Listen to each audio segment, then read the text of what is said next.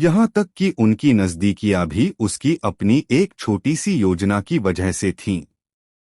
अपनी गर्भावस्था के दौरान भी उसने सोचा था कि देव से संपर्क करके उसके विचार जाने या न जानने के बारे में, लेकिन वह देव से बिल्कुल भी संपर्क नहीं कर पाई।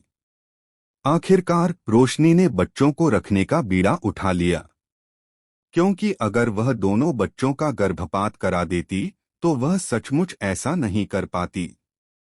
और अब उसने साबित कर दिया था कि उसका फैसला सही था। दोनों बच्चों को देखकर रोशनी को लगा कि भले ही देव उसे सचमुच नापसंद करता हो, फिर भी उसे कोई पछतावा नहीं होगा।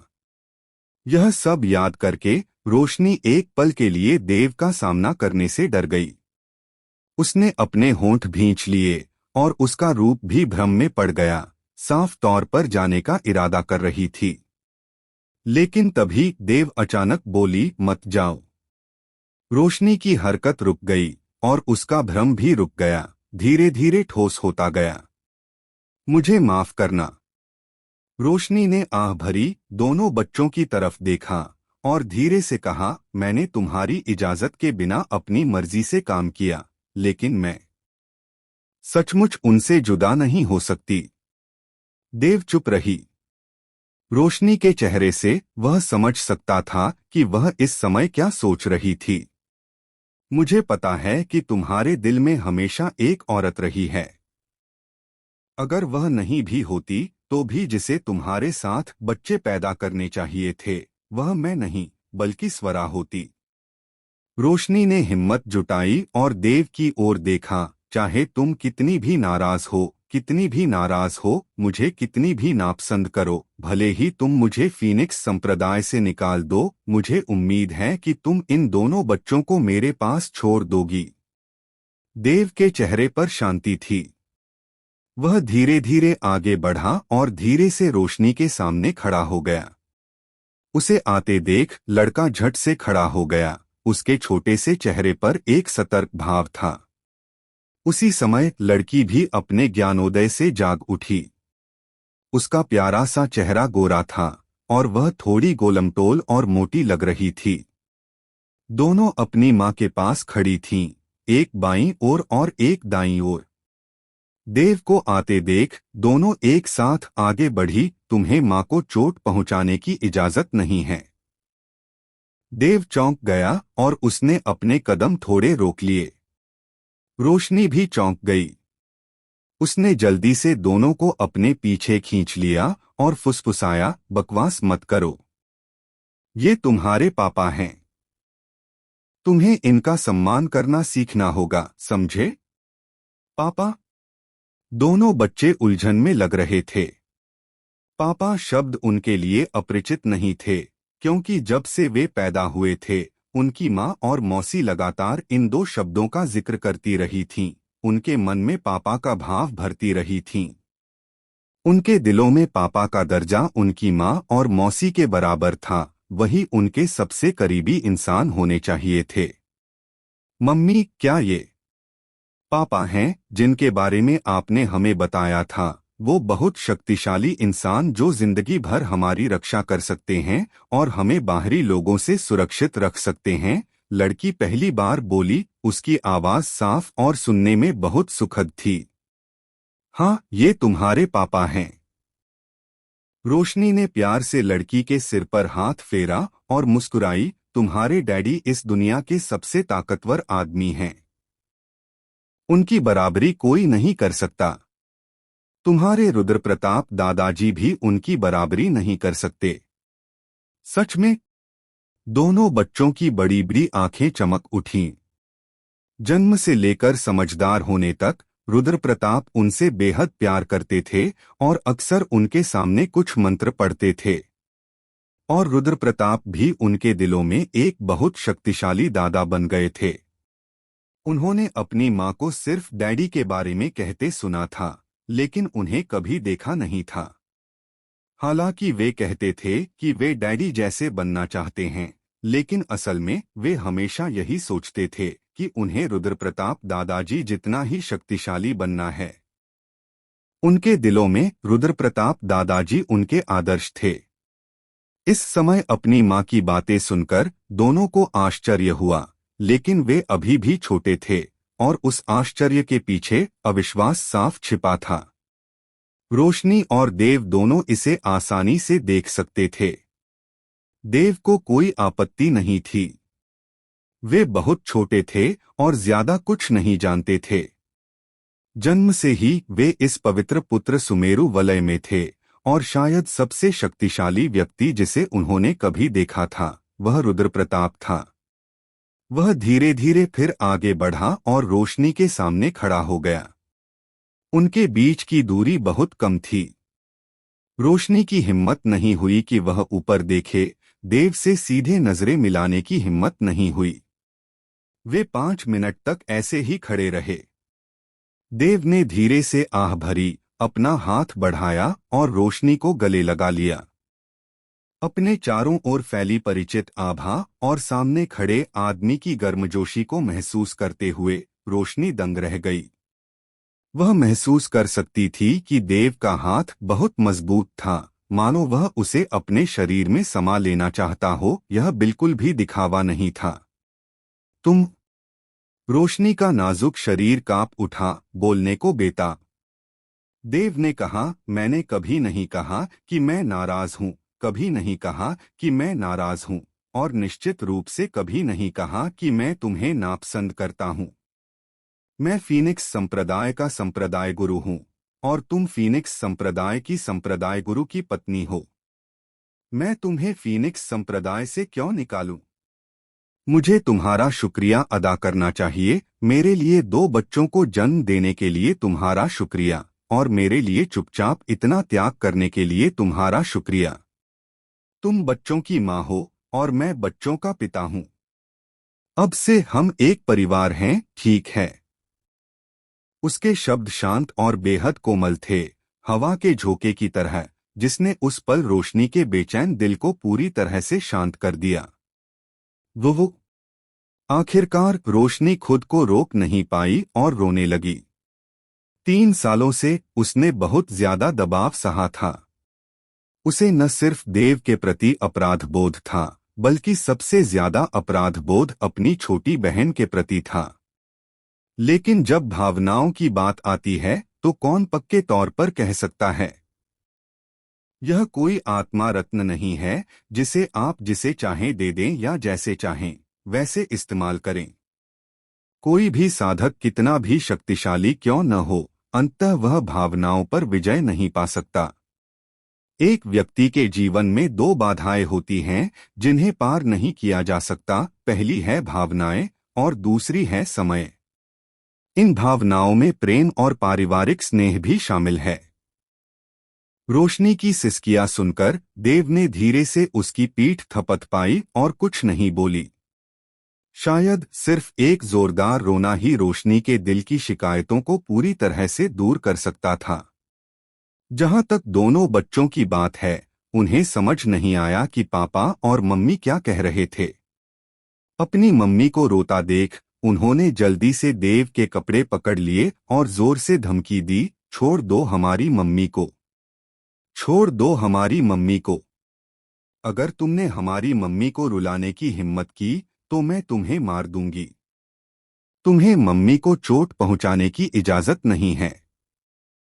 देव ने बेबसी से दोनों बच्चों को देखा और उनके पास रोशनी को छोड़ने के अलावा कोई चारा नहीं था।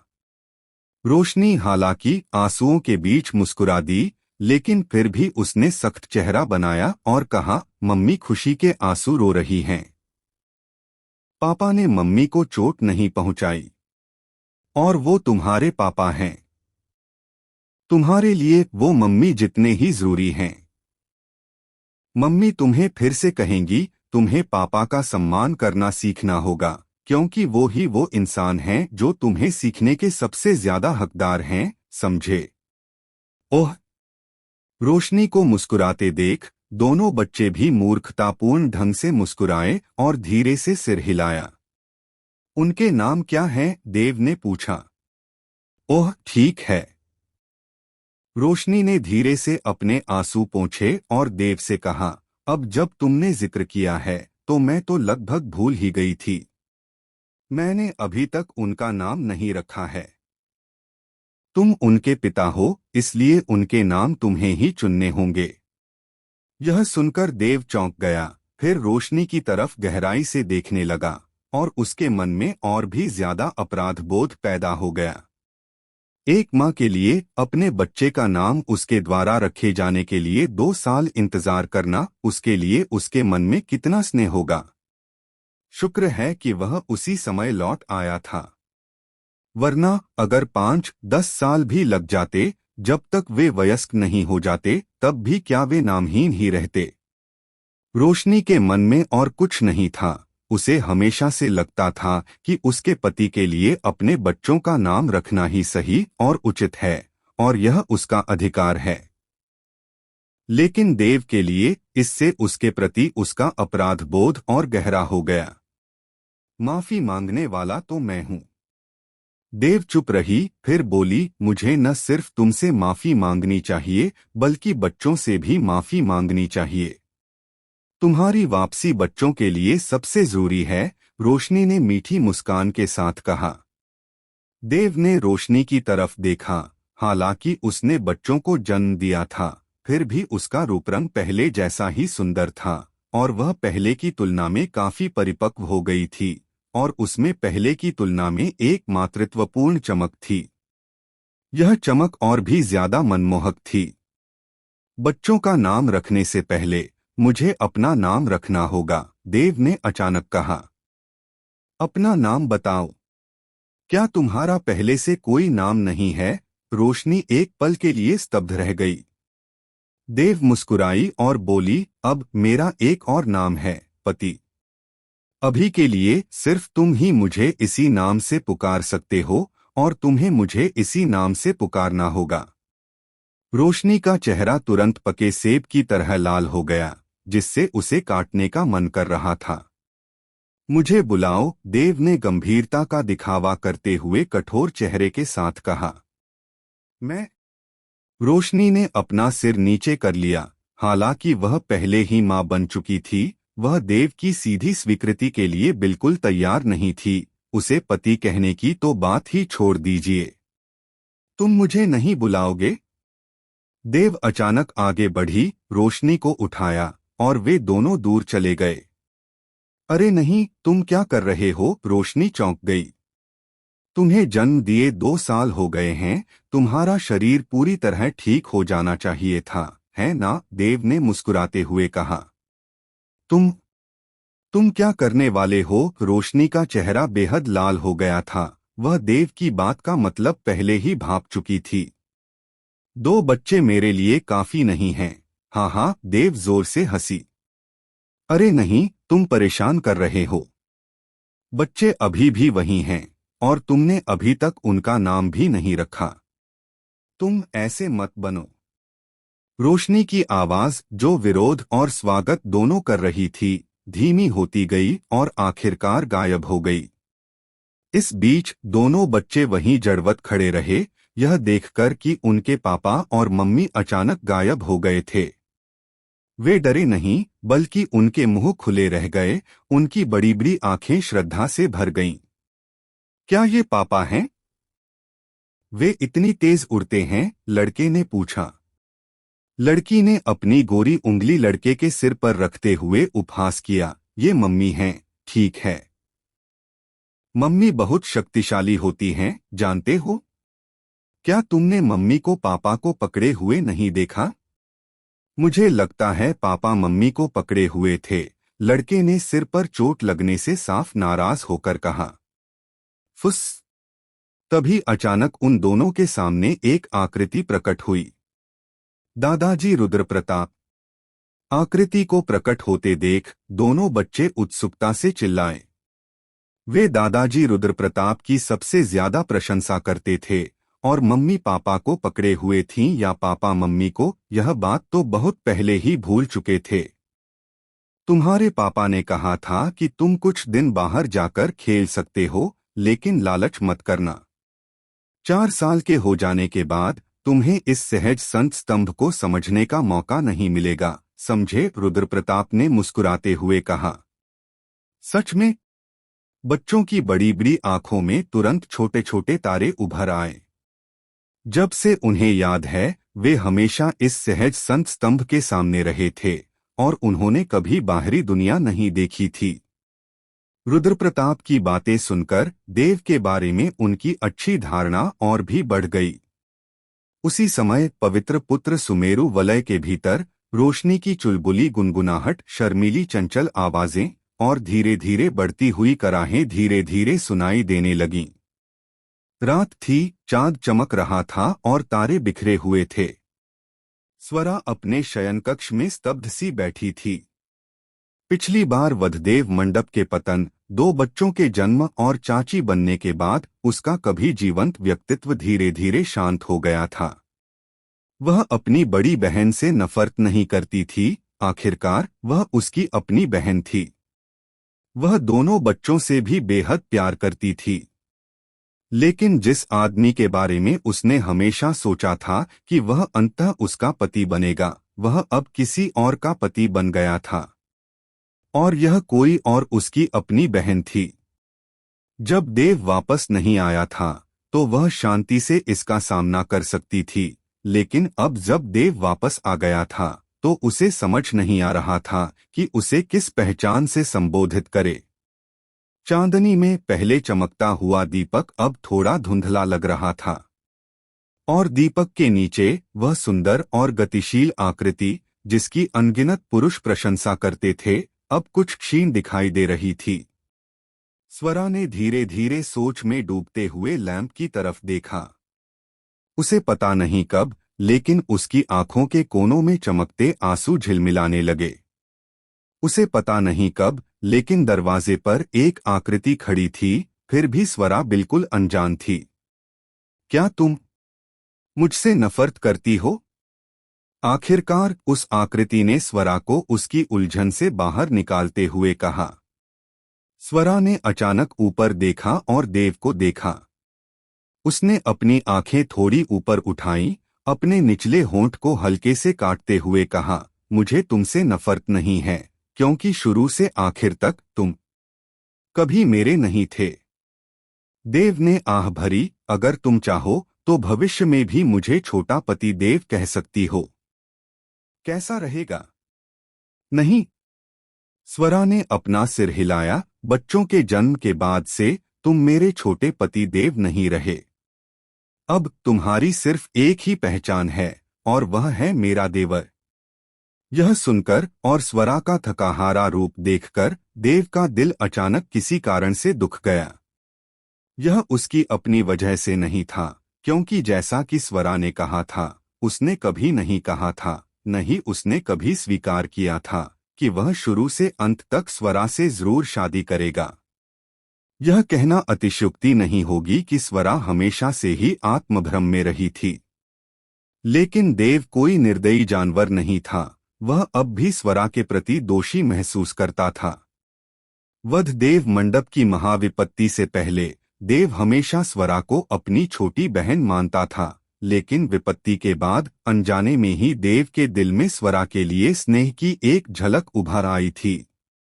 उस भावना को देव न तो मिटा सका, न ही वह मिटाना चाहता था। हालांकि उसके दिल में सिया के प्रति हजारों अपराध बोध थे, एक पुरुष होने के नाते, एक मजबूत इंसान होने के नाते वह जानता था कि उसे क्या करना चाहिए और कौन सी जिम्मेदारियां उठानी चाहिए। मैं तुम्हारा इंतजार करूंगा। आखिरकार देव ने ये 3 सरल शब्द कहे और उसका रूप धीरे धीरे भ्रम में बदल गया, कमरे से गायब हो गया। स्वरा ने देव के गायब होते हुए भूत को देखा और उसकी खूबसूरत आंखों में अचानक एक नई चमक आ गई। उसने ध्यान से उस वाक्य का अर्थ समझा, उसके सुंदर चेहरे की सुस्ती धीरे धीरे गायब हो गई और अंततः उसकी आंखों के आंसू भी छंट गए और उसका पूरा अस्तित्व अपनी पूर्व जीवंतता में लौट आया। अगली सुबह जैसे ही सूरज उगा, फीनिक्स संप्रदाय के लगभग सभी उच्च पदस्थ व्यक्ति संप्रदाय के मुख्यालय के मुख्य हॉल में एकत्रित हुए। इसमें रोशनी और दोनों बच्चे भी शामिल थे। देव मुख्य स्थान पर बैठे, रोशनी उनके बगल में बैठे और दोनों बच्चे रोशनी के दोनों ओर बैठे। इससे रोशनी की वर्तमान स्थिति का पूरा अंदाजा हो गया। नगर के ड्रैगन दिव्य रक्षक दल की नेता होने के अलावा वह संप्रदाय प्रमुख की पत्नी भी थीं। पूरे फीनिक्स संप्रदाय ने बहुत पहले ही इसे स्वीकार कर लिया था। रोशनी ने देव के लिए बच्चों को भी जन्म दिया था, इसलिए भले ही देव ने उन्हें आधिकारिक तौर पर मान्यता नहीं दी थी, फिर भी उनके दिलों में रोशनी अभी भी संप्रदाय प्रमुख की पत्नी थी। हालांकि देव का ऐसा करना रोशनी को यह बताना था कि उन्होंने वास्तव में उन्हें स्वीकार कर लिया है। कल की भावुक रात के बाद एक रात बीत जाने के बाद भी रोशनी का सुंदर चेहरा अभी भी कुछ लाल था। देव की शक्ति ने उसे पूरी तरह से पोषित कर दिया था। देव के दूसरी ओर एक और कुर्सी थी। वह कुर्सी खाली थी, मानो उसे सिर्फ दिखावे के लिए वहां रखा गया है। सभी उच्च पदस्थ अधिकारियों के बैठ जाने के बाद ही देव ने अपनी नजरें उठाईं और भीड़ में एक सुंदर आकृति को देखा। आप यहाँ बैठिए। स्वरा दंग रह गई। उसे लगा कि उस समय आसपास के सभी लोग उसकी ओर इकट्ठा हो गए थे। उसने देव की ओर देखा, फिर रोशनी की ओर, और अंत में शर्माते हुए उठकर देव के पास बैठ गई। रोशनी की आंखों में मुस्कान थी जब उसने स्वरा की ओर देखा, जिससे स्वरा और भी ज्यादा शर्मा गई। संप्रदाय गुरु, संप्रदाय के सभी उच्च पदस्थ अधिकारी आ चुके हैं। तभी अभिमन्यु खड़े हुए और बोले। वे फीनिक्स संप्रदाय के प्रथम एल्डर थे, इसलिए स्वाभाविक रूप से सभी मामले उनके प्रबंधन और रिपोर्टिंग के अधीन थे। हम देव ने सीधे मुख्य विषय पर बात न करते हुए सिर हिलाया, बल्कि रणवीर से कहा, पिताजी, कल मैं जल्दी में लौट आया था और मैं फीनिक्स प्रथम संप्रदाय में नहीं गया। कृपया मुझे दोष न दें। आप क्या कह रहे हैं? रणवीर ने नाराजगी जताते हुए कहा, यह मुख्य हॉल में है। सार्वजनिक और निजी मामले अलग अलग हैं। हम अपने निजी मामलों पर बाद में बात करेंगे। हम्मत देव ने सिर हिलाया। दोनों बच्चे रोशनी के निर्देशानुसार ध्यान से देख रहे थे, और जब देव ने रणवीर से बात की तो रोशनी ने भी फुसफुसाते हुए कहा, देखा, तुम्हारे पिता का तुम्हारे साथ रिश्ता बिल्कुल तुम्हारे दादाजी के तुम्हारे पिता के साथ रिश्ते जैसा है। देखो तुम्हारे पिता तुम्हारे दादाजी का कितना सम्मान करते हैं। तुम्हें अच्छी तरह सीखना चाहिए, समझे? हाँ हाँ, दोनों ने सिर हिलाया। हालांकि यह स्पष्ट नहीं था कि उन्होंने पूरी तरह से समझाया नहीं। हालांकि जब आसपास के लोगों ने देव को देखा तो उनकी आंखों में जो उत्साह था उसे वे महसूस कर सकते थे। हालांकि उन्हें इसका मतलब समझ नहीं आया, लेकिन वे समझ गए कि उनके पिता इन लोगों में सबसे ऊंचा स्थान रखते थे। यहाँ तक कि उनके नपुंसक रुद्र प्रताप ने भी उनके पिता को अत्यंत सम्मान से देखा। कल संप्रदाय में मेरी वापसी बहुत जल्दबाजी में हुई थी, इसलिए बैठक आज ही शुरू हो रही है। इस बैठक में मुख्यतः 4 विषयों पर चर्चा होगी।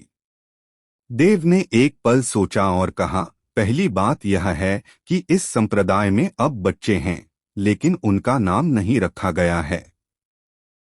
यह इस संप्रदाय की गलती है, इसलिए आज सबके सामने मैं बच्चों को नाम देना चाहता हूं, जिससे भविष्य में सभी के लिए उन्हें पुकारना भी आसान हो जाएगा। देव के अगले शब्दों की प्रतीक्षा में सभी मुस्कुराए। इधर आओ। देव ने लड़के की ओर देखा और रोशनी भी जल्दी से बोल पड़ा। इतने सारे लोगों को अपनी ओर देखते देखकर लड़का एक पल के लिए थोड़ा घबरा गया, लेकिन वह इन लोगों से पहले भी मिल चुका था, इसलिए उसे डर नहीं लगा। पिताजी ने तुम्हारा नाम ध्रुव रखा है, देव ने लड़के की ओर देखते हुए कहा। ओह, लड़के ने जवाब दिया। उसके हाव भाव ने उसके आसपास के सभी लोगों को हंसने से रोक नहीं पाया। रोशनी ने घूरकर देखा, तुम जल्दी से पिताजी का शुक्रिया अदा क्यों नहीं कर रही हो? ध्रुव पिताजी का शुक्रिया अदा करता है, लड़का स्पष्ट रूप से अपनी माँ रोशनी से अभी भी बहुत डर रहा था। देव ने हल्के से मुस्कुराते हुए ध्रुव को एक तरफ खड़ा किया और फिर लड़की को अपने पास बुलाया। पिताजी ने तुम्हारा नाम वान्या रखा है, देव ने कहा। वान्या पिताजी का शुक्रिया अदा करती है। लड़की ने अपना सबक सीखकर देव को उचित तरीके से प्रणाम किया, फिर रोशनी के पास खड़ी हो गई। सब कुछ इतना शांत और सहज लग रहा था, लेकिन जिस पल वह रोशनी के पास पहुंचते पहुंचते लगभग लड़खड़ा गई, उससे आसपास के सभी लोग फिर से हंस पड़े। दूसरा मामला। देव ने गला साफ किया, रोशनी की ओर देखा, फिर स्वरा की ओर और कहा, अब जब इस संप्रदाय के बच्चे भी हो गए हैं तो मेरी पत्नियों को वैध ठहराना स्वाभाविक है। अब से रोशनी और स्वरा दोनों संप्रदाय गुरु की पत्नियां हैं। हाँ। रणवीर और योगेश को छोड़कर तुरंत सभी खड़े हो गए और रोशनी और स्वरा को मुट्ठियां बांधकर प्रणाम किया। नमस्कार संप्रदाय गुरु की पत्नियों। रोशनी का चेहरा लाल हो गया और उसने जल्दी से हाथ हिलाते हुए कहा, कृपया सब लोग बैठ जाएं। स्वरा का सुंदर चेहरा इतना लाल था कि ऐसा लग रहा था जैसे उससे पानी टपक रहा हो। उसने कभी सोचा भी नहीं था कि देव उसे सचमुच वैध ठहराएगा, और वह भी इतने सारे लोगों के सामने, जबकि उनके रिश्ते की कभी औपचारिक पुष्टि नहीं हुई थी। यह बात खत्म करने के बाद देव फिर से खड़ा हुआ, योगेश के सामने गया, उसके हाथ जोड़े और उसे प्रणाम किया। अब से आप देव के ससुर हैं। हालांकि शादी का समय नहीं मिला है, देव गारंटी देता है कि यह शादी जरूर होगी और यह भव्य और शानदार होगी। मुझे उम्मीद है कि ससुर जी चिंता नहीं करेंगे। उठो, जल्दी उठो। योगेश इतनी जोर से मुस्कुरा रहा था कि उसका मुंह बंद ही नहीं हो रहा था। हालांकि उसकी दोनों बेटियों ने एक ही आदमी से शादी की थी, लेकिन यह आदमी ऐसा था जिससे वह बेहद संतुष्ट था। सबसे महत्वपूर्ण बात, देव ने उन्हें जबरदस्ती नहीं पकड़ा। योगेश अपने दिल में जानता था कि रोशनी और स्वरा दोनों ही देव से गहरा लगाव रखते हैं।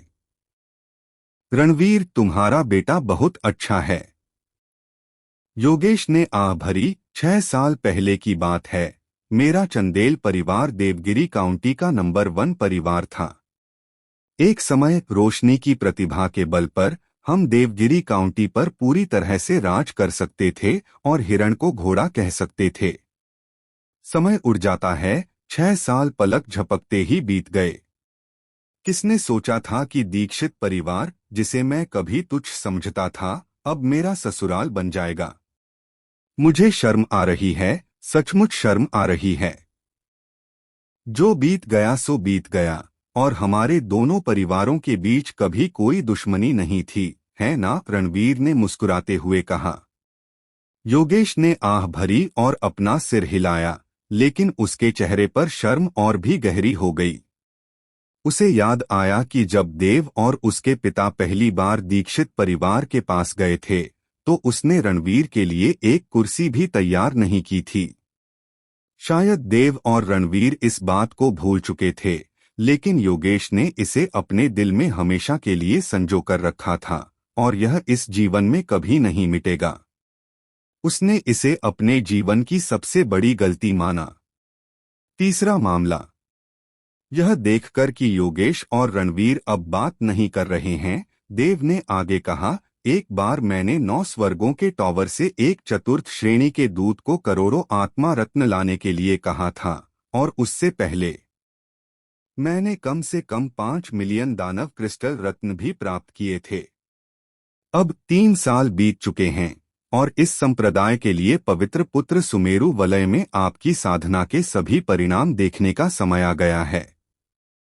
यह सुनकर ईशान और बाकी सभी कांप उठे, उनके चेहरे पर गंभीरता झलक रही थी। जाहिर है उन्होंने अपनी रिपोर्ट बहुत पहले ही तैयार कर ली थी, बस देव के पूछने का इंतजार कर रहे थे। तभी ईशान सीधे खड़े हुए, अपनी मुट्ठियां भींची और कहा, संप्रदाय गुरु को रिपोर्ट करते हुए बैंगनी रात्रि दिव्य रक्षक दल में कुल 3000 सदस्य हैं, जिनमें से 1500 ग्रैंड मैजिस्टर स्तर तक पहुंच चुके हैं। बैंगनी रात्रि दिव्य रक्षक दल के सेनापति के रूप में प्रचुर मात्रा में दानव क्रिस्टल पत्थरों के नीचे मैं 7वें स्तर के ग्रैंड मैजिस्टर की साधना तक पहुंच गया हूं, जबकि 2 उपसेनापति 6ठे स्तर के ग्रैंड मैजिस्टर हैं। शेष 1500 लोग भी ग्रैंड मैजिस्टर तक पहुंच गए हैं, लेकिन चूंकि वे बाद में शामिल हुए थे, इसलिए वे सभी पहले और दूसरे स्तर के ग्रैंड मैजिस्टर के बीच हैं। क्या आप पहले ही 7वें स्तर के ग्रैंड मैजिस्टर तक पहुंच चुके हैं? देव की आंखें चमक उठीं, उसके चेहरे पर मुस्कान आ गई और उसने सिर हिलाया। बुरा नहीं, 6 साल में 7वें दर्जे के महागुरु की साधना तक पहुंचना, यह गति डरावनी है। उन उच्चस्तरीय जादुई ग्रहों पर भी आपकी गति वाला कोई व्यक्ति निश्चित रूप से एक विलक्षण प्रतिभा होगा। संप्रदाय गुरु की प्रशंसा के लिए धन्यवाद। ईशान तुरंत बोला, लेकिन उसका चेहरा तीव्र उत्साह से भर गया। वह अपनी साधना गति से बेहद संतुष्ट था, लेकिन देव की व्यक्तिगत स्वीकृति प्राप्त करना स्वाभाविक रूप से सर्वोत्तम था। लेकिन अहंकारी मत बनो। देव ने आगे कहा, आपको फीनिक्स संप्रदाय में शामिल हुए 6 साल हो गए हैं। हालांकि यह साधना गति पहले से ही बहुत तेज है। आपने पवित्र पुत्र सुमेरु वलय में 3 साल बिताए हैं और पवित्र पुत्र सुमेरु वलय 2 गुना तेज हो जाता है, जिसका अर्थ है कि आपने अपने वर्तमान स्तर तक पहुंचने के लिए कुल 9 साल साधना की है। इसके अलावा मैजिस्टर क्षेत्र, खासकर ग्रैंड मैजिस्टर स्तर पर, खासकर 7वें स्तर का ग्रैंड मैजिस्टर, एक बहुत बड़ी बाधा है। और जितना आगे आप जाते हैं, साधना उतनी ही कठिन होती जाती है। यह मार्शल आर्टिस्ट के क्षेत्र की तुलना में साधना करने में कहीं ज्यादा कठिन है। याद रखें कि घमंडी या अति महत्वाकांक्षी न बने। हाँ? ईशान ने गहरी सांस ली और फिर पीछे हट गया। देव ने जो कहा वह सही था। मैजिस्टर क्षेत्र जितना आगे बढ़ता है, उतना ही कठिन होता जाता है। उसकी तरह वह अभी भी 5वें स्तर के ग्रैंड मैजिस्टर साधना में था और उसे पार करना बेहद मुश्किल था। ईशान के बैठने के बाद विवंश फिर से खड़ा हुआ और बोला, संप्रदाय गुरु, मैं उज्ज्वल चंद्र दिव्य रक्षक के क्षेत्र के बारे में विस्तार से नहीं बताऊंगा। यह बैंगनी रात्रि दिव्य रक्षक के समान है। मैं यह कहना चाहता हूं कि वर्तमान उज्ज्वल चंद्र दिव्य रक्षक में भी 3000 सदस्य हैं और उनमें से सबसे कम सदस्य भी ड्रैगन कोर क्षेत्र के बराबर कम से कम 3 बुलाए गए जानवरों को बुला सकता है। और आप? देव ने मुस्कुराते हुए पूछा। मेरी साधना ईशान के बराबर है और मैं ड्रैगन देव क्षेत्र के बुलाए गए जानवरों को बुला सकता हूं, विवंश ने कहा। अच्छा? देव ने सिर हिलाया। ड्रैगन देव क्षेत्र के ऊपर ड्रैगन सम्राट है, लेकिन ड्रैगन सम्राट के नीचे छद्म सम्राट भी है। अगर आप ग्रैंड मैजिस्टर स्तर तक पहुंच जाते हैं, तो भले ही आप पहले स्तर पर बुला न पाए, दूसरे स्तर पर आप छद्म सम्राट क्षेत्र के बुलाए गए जानवरों को बुला पाएंगे। अगर सचमुच युद्ध होता है, तो ब्राइट मून डिवाइन गार्ड मेरे फीनिक्स संप्रदाय की मुख्य शक्ति होगा। हाँ? विवंश ने एक सांस ली और धीरे धीरे पीछे हट गया। विवंश को पीछे हटते देख देव की नजर दिव्या पर पड़ी। अब तुम्हारे स्टाररी स्काई डिवाइन गार्ड की बारी है। हाँ? दिव्या तुरंत उठ खड़ा हुआ। सेक्ट मास्टर को रिपोर्ट करते हुए स्टाररी स्काई डिवाइन गार्ड की वर्तमान संख्या 2000 तक पहुंच गई है। पहले बैच में शामिल होने वाले सभी लोग सफलतापूर्वक कोर फॉर्मेशन प्राप्त कर चुके हैं और गोल्डन कोर दायरे में पहुंच गए हैं। मैं स्वयं गोल्डन कोर दायरे के शिखर पर हूं। अगर मुझे और समय दिया जाए, तो मैं नवजात आत्मा तक पहुंच सकता हूं। हम? देव ने थोड़ा सिर हिलाया। कल्टीवेटर दायरा मैजिस्टर और मार्शल आर्टिस्ट दायरों से अलग है। हालांकि ड्रैगन मार्शल महाद्वीप एक परित्यक्त ग्रह है, एक त्यागा हुआ ग्रह। सीधे शब्दों में कहें तो यह एक निम्नतम श्रेणी का ग्रह है। इस पर तथाकथित मार्शल आर्टिस्ट दायरा मैजिस्टर और कल्टीवेटर दोनों से बहुत नीचा है। इस संप्रदाय के अनुसार साधक अपने क्षेत्र से ऊपर लड़ सकते हैं। ड्रैगन देव क्षेत्र के प्रारंभिक चरण से लड़ने के लिए स्वर्णकोर क्षेत्र का प्रारंभिक चरण पर्याप्त है। स्वर्णकोर क्षेत्र के शिखर पर आप जैसा कोई व्यक्ति ड्रैगन देव क्षेत्र के शिखर से लड़ने के लिए पर्याप्त है। तारों वाले आकाश दिव्य रक्षक दल के कितने स्वर्णकोर क्षेत्र सदस्य हैं? लगभग 700, दिव्या ने कहा। यह संख्या सुनते ही पूरे हॉल में ठंडी हवा की एक सामूहिक आग गूंज उठी। दिव्या स्वयं भी चौंक गई। स्पष्ट रूप से उसे भी नहीं पता था कि तारों वाले आकाश दिव्य रक्षक दल की युद्ध शक्ति इतनी अधिक होगी। देव के जाने के बाद से वे पवित्र पुत्र सुमेरु वलय में एकांतवास में थे, कभी किसी से लड़ने के लिए बाहर नहीं आए। दिव्या की तरह सभी को केवल अपने साधना क्षेत्र का ही पता था, लेकिन मार्शल आर्टिस्टों की तुलना में इस क्षेत्र की युद्ध शक्ति का सटीक अनुपात नहीं पता था। और देव के शब्दों ने रहस्य उजागर कर दिया, जिससे सभी चौंक गए। केवल इसी क्षण उन्हें एहसास हुआ कि अकेले तारों वाले आकाश दिव्य रक्षक दल में ही 700 व्यक्ति थे जो ड्रैगन देव क्षेत्र में लड़ने में सक्षम थे। यह संख्या भयावह थी। एक अकेला तारों वाला आकाश दिव्य रक्षक दल उन तथाकथित 7 स्तरीय संप्रदायों और 6 स्तरीय संप्रदायों को तहस-नहस कर सकता था। शक्तियों की संख्या के संदर्भ में यह एक पूर्ण रोलिंग भारी दमन था। आप सभी बहुत अच्छा कर रहे हैं। देव मुस्कुराई और स्वरा और रोशनी की ओर देखते हुए बोली, तुम दोनों संत शीत दिव्य रक्षक और नगर ड्रैगन दिव्य रक्षक के सेनापति हो और संप्रदाय गुरु की पत्नी भी हो। मुझे अपमानित मत करो। रोशनी ने अपने होंठ भींचे और कहा, नगर ड्रैगन दिव्य रक्षक में कुल 5000 सदस्य हैं, जिनमें से 53 ड्रैगन देव क्षेत्र में पहुंच चुके हैं, 728 ड्रैगन कोर क्षेत्र में पहुंच चुके हैं और बाकी ड्रैगन आत्मा क्षेत्र से नीचे हैं। देव ने भौहें चढ़ाई। जैसे ही वह बोलने ही वाली थी कि रोशनी ने कहा, ऐसा नहीं है कि उनकी साधना की गति बहुत धीमी है, बल्कि आत्मा रत्न अपर्याप्त हैं। तुम्हारे द्वारा वापस लाए गए अधिकांश आत्मा रत्नों का उपयोग तारों वाले आकाश दिव्य रक्षक द्वारा किया गया था। नगर ड्रैगन दिव्य रक्षक की तुलना में उनके द्वारा बनाए गए शक्तिशाली स्तंभों की संख्या बहुत अधिक है, इसलिए स्वाभाविक रूप से इन संसाधनों को उनके लिए प्राथमिकता दी जानी चाहिए। यही तो सच है। दिव्या ने भी कहा, कमांडर रोशनी सही कह रही हैं। ऐसा नहीं है कि वह जिम्मेदारी से बच रही हैं। आपके द्वारा वापस लाए गए 2 करोड़ स्पिरिट स्टोन्स में से कम 2/3 का इस्तेमाल स्टाररी स्काई डिवाइन गार्ड ने किया था। लगता है स्पिरिट स्टोन्स अभी भी काफी नहीं हैं। देव ने व्यंग्यात्मक मुस्कान के साथ कहा।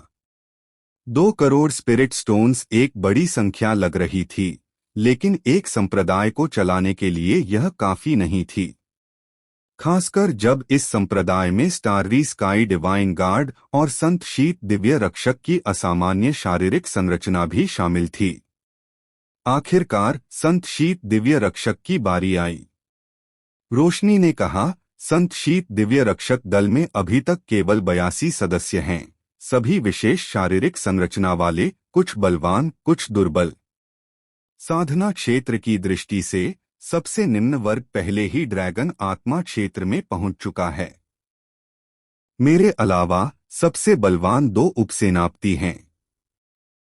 उनकी साधनाएं क्रमशः ड्रैगन देव क्षेत्र मध्य चरण और ड्रैगन देव क्षेत्र उत्तर चरण हैं।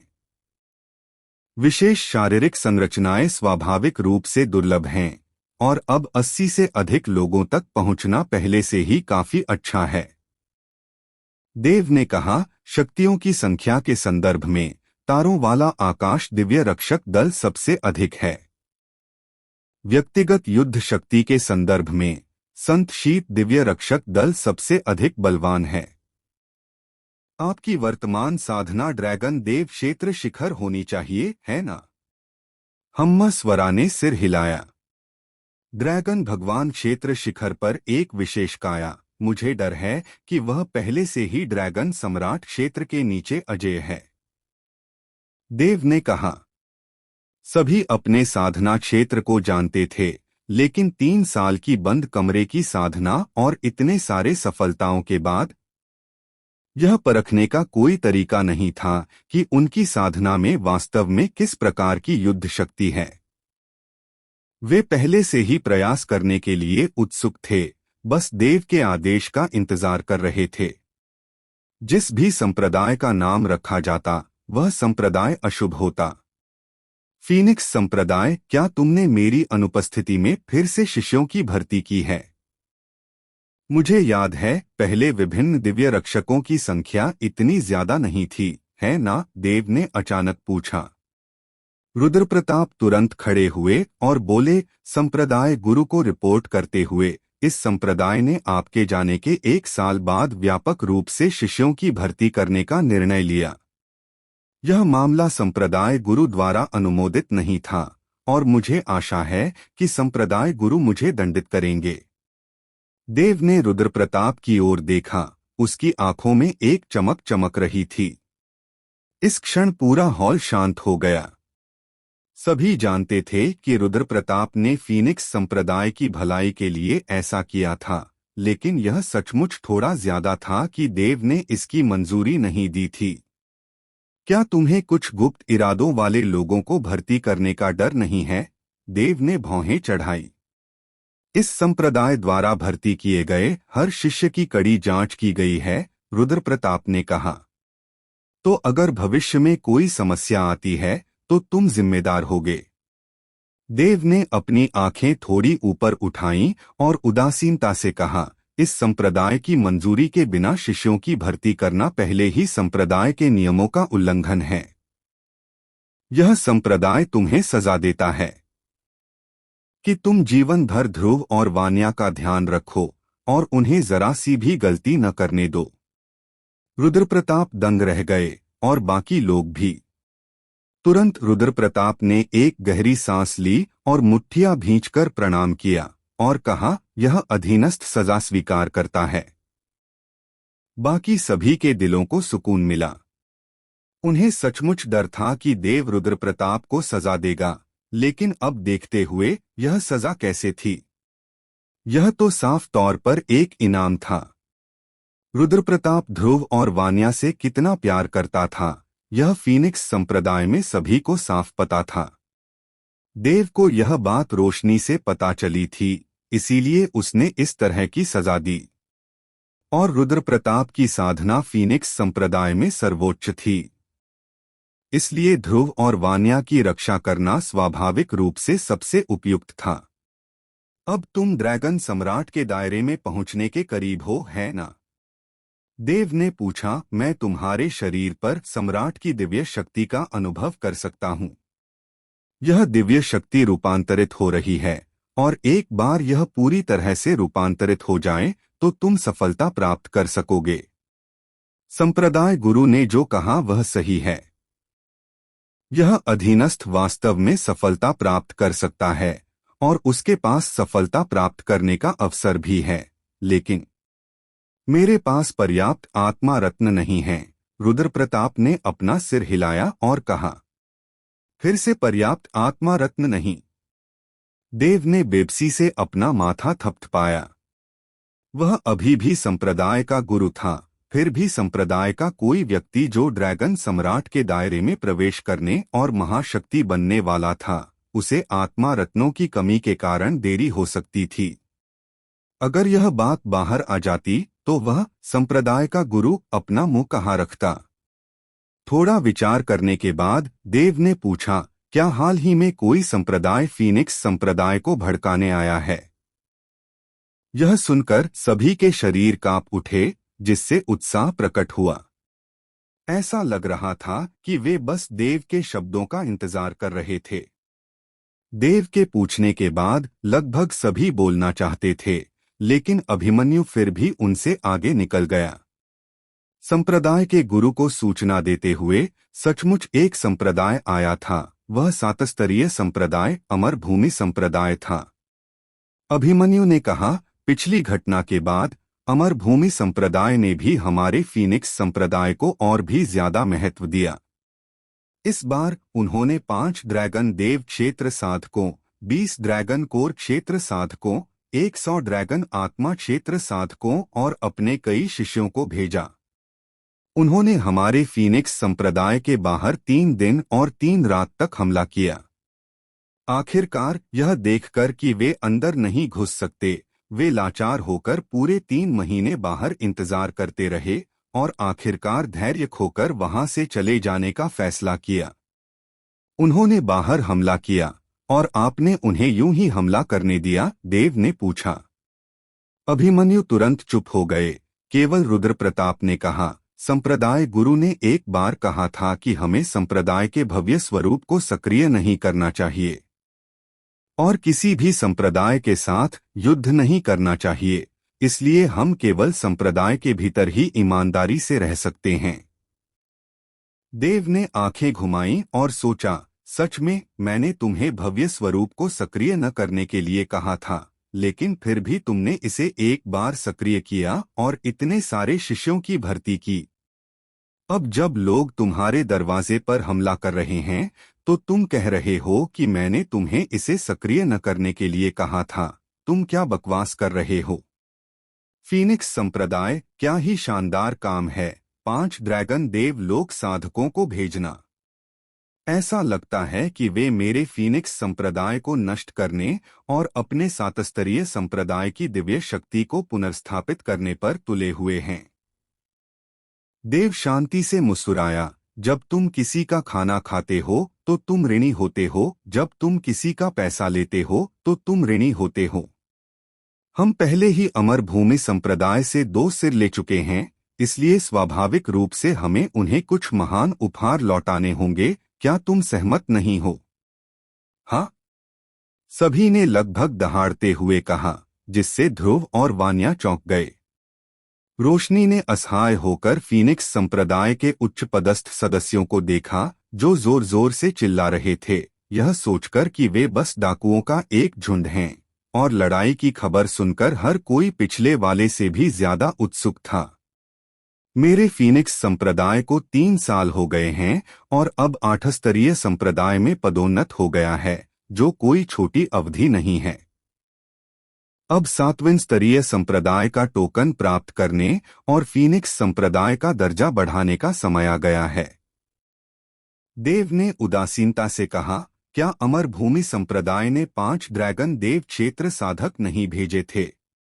जब हम महान उपहार लौटाते हैं तो स्वाभाविक रूप से हम बहुत कम नहीं भेज सकते, दिव्या। हाँ?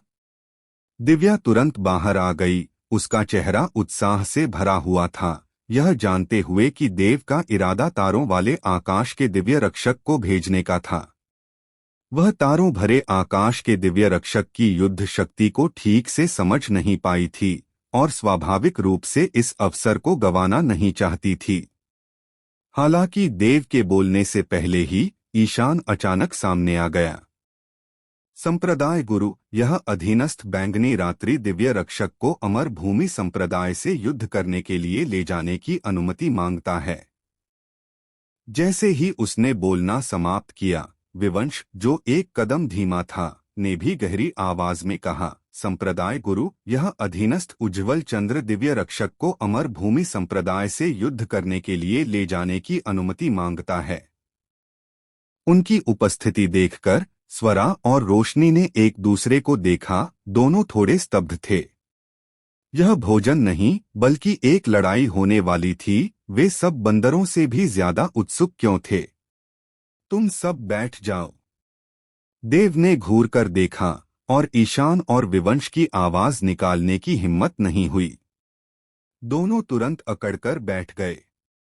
जब तुम्हारी लड़ने की बारी आएगी तो मैं तुम्हें स्वाभाविक रूप से लड़ने दूंगा, इतनी जल्दी क्या है? देव ने उनकी तरफ देखा फिर कहा, दिव्या, 20 गोल्डन कोर क्षेत्र तारों वाले आकाश के दिव्य रक्षकों को अमर भूमि संप्रदाय भेज दो। तुम्हें पता है क्या करना है? तो यह अधीनस्थ दिव्या ने हिचकिचाते हुए पूछा। तुम्हें जाने की जरूरत नहीं है। 20 गोल्डन कोर क्षेत्र तारों वाले आकाश के दिव्य रक्षक ही काफी हैं। आखिरकार यह तो सिर्फ एक सातस्तरीय संप्रदाय है, देव ने कहा। ओह! दिव्या के मुंह से ओह निकला। उसका उत्साह पूरी तरह से गायब हो गया। साफ था कि वह बहुत दुखी थी कि देव उसे लड़ने नहीं दे रही थी। उसे इस हालत में देखकर देव बेबस होकर मुस्कुराया और हाथ हिलाते हुए कहा, छोड़ो, तुम भी जाओ, लेकिन याद रखना, अगर कोई संकट आए तो तुरंत पीछे हट जाओ, लड़ाई को लंबा मत खींचो। धन्यवाद संप्रदाय गुरु। दिव्या तुरंत बहुत खुश हो गई। संप्रदाय गुरु, हमारा क्या होगा? ईशान और विवंश फिर से खड़े हो गए। मैंने आपको बैठने के लिए कहा था, क्या आप समझ नहीं पाए? देव ने भौहें चढ़ाई। यह सुनकर दोनों वापस बैठ गए। जब उन्होंने दिव्या की ओर देखा तो उन्होंने देखा कि उसकी नाजुक ठुड्डी थोड़ी ऊपर उठी हुई थी, मानो दिखावा कर रही हो। दिव्या के हाव भाव ने उन दोनों को और भी ज्यादा ईर्ष्यालु बना दिया। अगले मैं चौथे मामले की घोषणा करूंगा। देव का चेहरा गंभीर हो गया। उसने अपने आसपास का जायजा लिया और गहरी आवाज में कहा, पिछली बार वध देवता मंडप लगभग नष्ट हो गया था। संगति परिवार के युवा स्वामी आयुष एक बार आगे आए थे और उन्होंने सप्तक्षेत्र दिव्य पर्वत के अवसर को मेरे वध देवता मंडप के पुनर्जन्म के बदले में बदल दिया था। यह एक ऐसी कृपा है जिसे आप सभी को याद रखना चाहिए और भविष्य में उसका बदला चुकाना चाहिए। हाँ? सभी ने जल्दी से सिर हिलाया। वे स्वाभाविक रूप से यह जानते थे। यह मामला गौण है। यह संप्रदाय जिस बारे में बात करना चाहता है वह उन महासंप्रदायों के सप्तक्षेत्र दिव्य पर्वत पर जाने का मामला है। देव ने अपने होंठ भींचे और आगे कहा, कोई नहीं जानता कि सप्तक्षेत्रीय दिव्य पर्वत पर क्या हुआ या उन्हें क्या मिला, लेकिन उनके जाने के बाद आसमान से भारी बर्फ गिरने लगी। यह भारी बर्फबारी पूरे 2 साल तक दिन रात मौसम या क्षेत्र की परवाह किए बिना जारी रही। इस तरह की भारी बर्फबारी पूरे ड्रैगन मार्शल महाद्वीप में फैल गई। यह बर्फ कभी नहीं पिघलती और क्योंकि यह इतनी भारी है, यह पहले से ही इतनी गहरी है कि एक व्यक्ति आधे रास्ते में ही डूब सकता है। मैंने एक बार तुमसे कहा था कि इस बर्फ को हजारों मील दूर तक हटा दो और तुमने ऐसा ही किया। सब चुप थे, देव के अगले शब्दों का इंतजार कर रहे थे। यह बर्फ एक बड़ी विपत्ति है, देव ने कहा। एक बड़ी विपत्ति? यह सुनकर सभी ने तुरंत ऊपर देखा, समझ नहीं पा रहे थे कि देव का क्या मतलब था। वापस लौटने से पहले मैं दिव्य औषधि पर्वत पर गया था।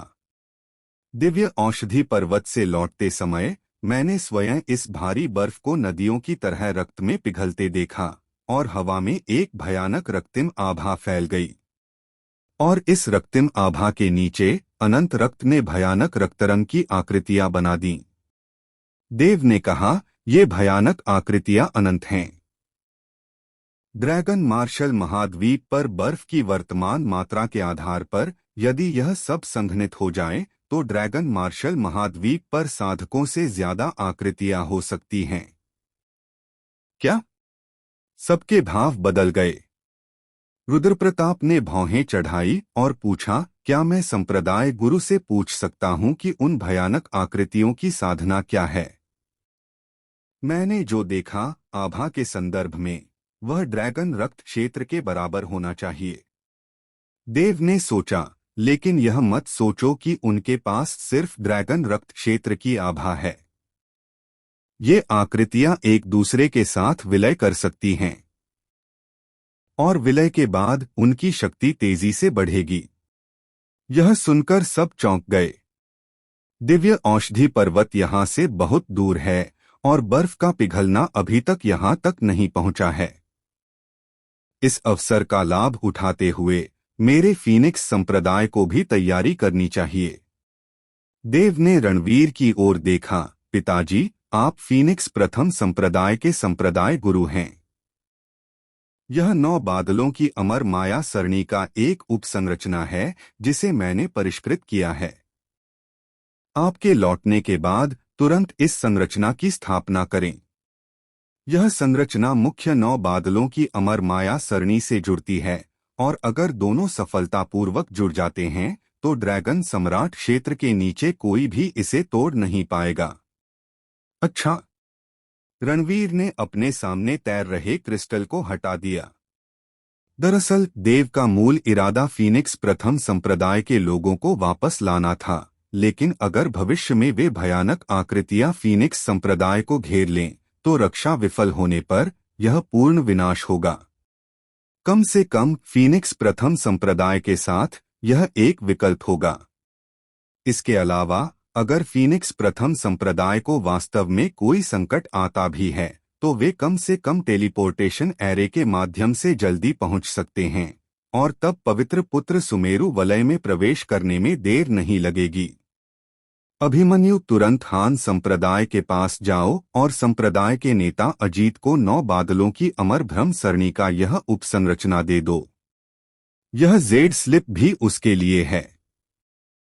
अगर हान संप्रदाय को कोई संकट आता है तो संप्रदाय के नेता अजीत मुझे एक संदेश भेज सकते हैं, देव ने अभिमन्यु से फिर कहा। हाँ। अभिमन्यु ने सिर हिलाया, फिर जेड स्लिप और क्रिस्टल लिया और मुख्य हॉल से बाहर निकल गया। यह महाविपत्ति पूरे ड्रैगन मार्शल महाद्वीप, यहाँ तक कि पूरे तारों वाले आकाश को भी अपनी चपेट में ले लेगी। इसे हल्के में मत लेना। इस दौरान तुम सभी को लगन से साधना करनी चाहिए ताकि जब महाविपत्ति आए तो तुम में आत्मरक्षा की शक्ति हो। देव की नजर नीचे बैठे लोगों पर पड़ी और वे एक एक करके बोले, हाँ। सबके चेहरे पर तनाव आ गया। ईशान और विवंश, जो पहले युद्ध में जाना चाहते थे, ने देव का गंभीर चेहरा देखकर अनुमति नहीं मांगी। दिव्या, बिजली की गति से जितनी जल्दी हो सके काम करो, फिर तुरंत संप्रदाय में लौट जाओ। देव ने दिव्या को फिर चेतावनी दी। दिव्या ने सिर हिलाया और मुख्य हॉल से बाहर चली गई। रोशनी, ध्रुव और वान्या को पवित्र पुत्र सुमेरु वलय में ले जाओ। जन्मजात संत पट्टिका की अनमोलता तुम्हारी कल्पना से परे है। ध्रुव और वान्या की योग्यता के साथ उनमें से प्रत्येक को कम से कम 3 गुप्त तकनीकों को समझना होगा, अन्यथा उन्हें पवित्र पुत्र सुमेरु वलय में 100 वर्षों तक एकांत में साधना करने की सजा दी जाएगी और बाहर आने की अनुमति नहीं दी जाएगी। देव ने रोशनी की ओर देखा। तुम दोनों, क्या तुमने सुना? रोशनी ने ध्रुव और वान्या से कहा। 100 वर्ष कितने वर्ष होते हैं? ध्रुव ने अपनी बड़ी बड़ी आंखें घुमाते हुए पूछा। रोशनी, पल भर में 3 दिन बीत गए। वांगन प्रांत, आकाश वायु मंच, अमर भूमि संप्रदाय। अमर भूमि संप्रदाय एक विशाल क्षेत्र में फैला है और इसमें लगभग 4 लाख शिष्य हैं, जो वास्तव में एक सातस्तरीय संप्रदाय के रूप में अपने नाम के अनुरूप हैं। आसमान से नीचे देखने पर पूरा अमर भूमि संप्रदाय मंडपों से बना था, लेकिन ये मंडप विशेष रूप से चमकीले रंगों वाले नहीं थे, बल्कि ये धूसर और सफेद रंग के थे, जो अमरों के निवास वाले अमर भूमि से काफी मिलते जुलते थे। हालांकि सभी जानते थे कि अमर भूमि संप्रदाय को अमर मंदिर तो कहा जाता था, लेकिन वास्तव में इसके निवासी अमर नहीं बल्कि अन्य संप्रदायों की तरह शिष्य थे। इस समय अमर भूमि संप्रदाय के एक मुख्य कक्ष में अमर गुरु चंद्रमोहन बैठे थे। उनके चारों ओर अभी भी कई आकृतियां पालथी मारकर बैठी थीं, लेकिन अब वे पहले की तरह 9 नहीं थीं, केवल 7 ही बची थीं। वे अभी भी ची उत्सर्जित कर रहे थे। अमर गुरु चंद्रमोहन के साथ परस्पर सांस ले रहे थे और सांस छोड़ रहे थे, लेकिन उनकी गति 9 लोगों की तुलना में काफी धीमी थी। एक निश्चित क्षण में अमर गुरु चंद्रमोहन ने अचानक अपनी आंखें खोली। उनके आसपास के 7 लोगों ने भी साधना बंद कर दी और अपनी आंखें खोली। तभी एक शिष्य बाहर से दौड़ा दौड़ा आया और बोला, मंदिर गुरु को सूचना दे रहा हूं कि हमारे अमर भूमि संप्रदाय के स्काउट्स से मिली जानकारी के अनुसार कुछ दिन पहले 2 आकृतियां फीनिक्स संप्रदाय के ऊपर प्रकट हुईं और सीधे संरचना में प्रवेश कर गईं और गायब हो गईं। वे कौन थे? अमर गुरु चंद्रमोहन ने उदासीनता से कहा। दोनों बहुत तेजी से प्रकट हुए। स्काउट केवल यह देख सका कि वे एक पुरुष और एक महिला थे। जहां तक उनके चेहरों की बात है, वे स्पष्ट रूप से दिखाई नहीं दे रहे थे। शिष्य ने कहा, हम्मा, ऐसा लगता है कि फीनिक्स संप्रदाय की संरचना हमेशा के लिए अभेद्य नहीं है। ड्रैगन देव लोक के मध्य चरण में अधेड़ उम्र के व्यक्ति ने ठंडी सांस ली। अमर गुरु चंद्रमोहन की आंखें चमक उठीं और उन्होंने कहा, अन्वेष, तुम 1 लाख शिष्यों को लेकर तुरंत फीनिक्स संप्रदाय में जाओ। इस बार 3 महीने की बात मत करो, चाहे 3 साल ही क्यों न लगें, तुम्हें वहां डटे रहना होगा और फीनिक्स संप्रदाय के गठन के फिर से खुलने का इंतजार करना होगा। काव्य और आर्य व्यर्थ नहीं मर सकते।